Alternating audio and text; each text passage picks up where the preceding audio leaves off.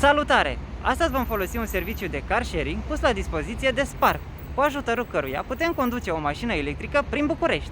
Vom vorbi puțin despre aplicație, mașinuță și costuri. Preview. Hello lume! Numele meu este Andrei și astăzi vom merge cu o mașină electrică, mai exact cu această Skoda Citigo full electrică, iar pentru a o conduce nu trebuie decât să instalăm aplicația pe telefon, să dăm o poză cu buletinul și permisul de conducere și să intrăm în cont.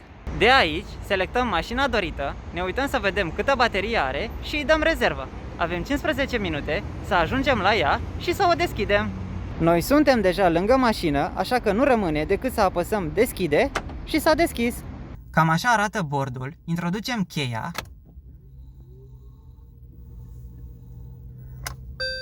Iar acest sunet ne transmite faptul că motorul este pornit și că putem pleca. Tot aici putem vedea autonomia mașinii, 113 km rămași, iar în partea stângă putem vedea cât la sută din putere folosim atunci când conducem, dar și cât se încarcă ea atunci când frânăm, spre exemplu. Tot aici, această mașină electrică dispune de încălzire în parbriz, degivrarea lunetei, climatizare automată și comenzile acesteia, încălzire în scaune, lane assist, iar dacă conectați telefonul, veți putea folosi și butoanele de navigație, modul de condus, către mașină și tot așa. De asemenea, în torpedo puteți găsi actele mașinii, cât și cheile. Prețul acestei scodițe este de 49 de bani minutul. Mie unuia îmi place foarte mult această Skoda Citigo, este simplă, dar în același timp are tot ce ai nevoie. E ideal atunci când ești prin București și nu vrei să te plimbi cu autobuzul, cu metroul sau cu taxiul, pentru că aceste mașini electrice sunt împrăștiate prin tot orașul. Fiind o mașină electrică și neavând un motor care să se audă, să scoate sunete, este foarte ușor să nu îți dai seama atunci când treci de 50 de km pe oră. Acest model de Skoda Citigo se conduce extraordinar de ușor, este micuță, este fiabilă și te poți băga pe oriunde prin București. Dacă nu o bagi în modul Eco sau Eco Plus, ea pleacă singură atunci când iei piciorul de pe frână, iar asta te face să crezi oarecum că merge singură. Fiind atât de micuță, te poți trecura peste tot cu ea, poți găsi un loc de parcare foarte ușor și o poți lăsa oriunde în București.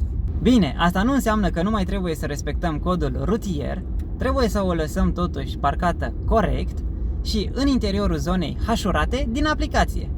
De menționat este că acest serviciu de car sharing pus la dispoziție de Spark oferă și alte mașini electrice. În acest fel, dacă vreți să testăm și alte mașinuțe, lăsați-ne un comentariu.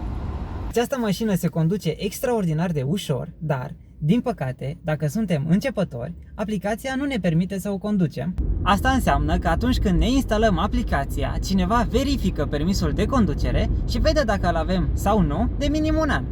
Interesant este că nu trebuie să vă faceți griji de baterie. Dacă ați luat-o cu 100 de km, nu trebuie să o lăsați tot cu 100 de km. Nu trebuie să vă faceți griji de rovinietă, de asigurare, de combustibil. Toate acestea sunt asigurate de compania de car sharing. Este practică dacă doriți să ajungeți dintr-un loc în altul foarte rapid și nu sunteți în apropierea unui mijloc de transport, spre exemplu. Este o mașină simplă, utilă, practică, ușor de folosit, ideală prin București. Fiind o mașină electrică și având un cuplu instant, veți fi mereu primii care vor pleca de la semafor.